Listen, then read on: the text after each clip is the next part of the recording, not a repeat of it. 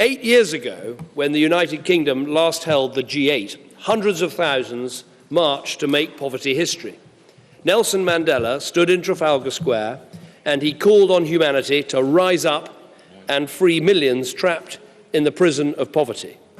Now, a big part of tackling the causes of poverty is ensuring that developing countries get the revenues and the benefits of growth that are rightfully theirs.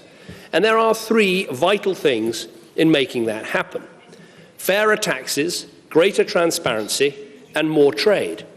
The 3 T's, as I call them. Now, it's a snappy title, but some people say, why link these 3 things together? Well, I would say this, because they all have something in common. In each case, developing countries are badly missing out. When taxes aren't collected, the poor suffer. In fact, illicit flows out of African countries exceed what they gain in aid. When companies extracting natural resources like minerals and oil are not transparent and don't publish the payments they make, or when governments allow these payments to leach away in corruption, people in developing countries miss out on the vital revenues that they're due. And when trade is choked by barriers and bureaucracy, developing countries miss out again on the chance to grow. These issues aren't just important, they are ever more urgent too. Developing countries are finding new sources of natural wealth, like offshore oil and gas in Ghana or in Tanzania. And the forces of globalization are driving ever greater opportunities for growth and trade. So just think about what missing out on this growing income means for a country where thousands of children are dying every day because of malnutrition, or where sick parents have to choose between buying medicine to save their own lives or paying for food for their hungry children. So fairer taxes, greater transparency, and more trade are 3 vital and linked weapons in the war against poverty. And the other thing that joins them all together is that they all need political leadership.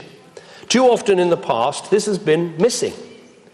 Take Equatorial Guinea, Africa's 3rd largest oil producer, where the president has maintained that oil revenues are a state secret. Action by the US Justice Department against the president's son lists assets allegedly acquired with money stolen from the state. These include a Gulfstream jet, 8 Ferraris, 7 Rolls-Royce, a $38 million estate in Malibu, and white gloves previously owned by Michael Jackson. Let me just add, Equatorial Guinea has not received 1 penny in aid from the United Kingdom. Now, per capita, Equatorial Guinea is richer than Poland, but its child death rate is 20 times higher. According to Kofi Annan's Africa Progress Panel, and it's a huge privilege to have you here today, Kofi, 12 of the 25 countries in the world with the highest child mortality rates are resource-rich African countries. Many of these countries should be rich enough not to need our aid and industrious enough to be trading partners, great trading partners, in the years ahead of us. So I want to break something of a taboo today.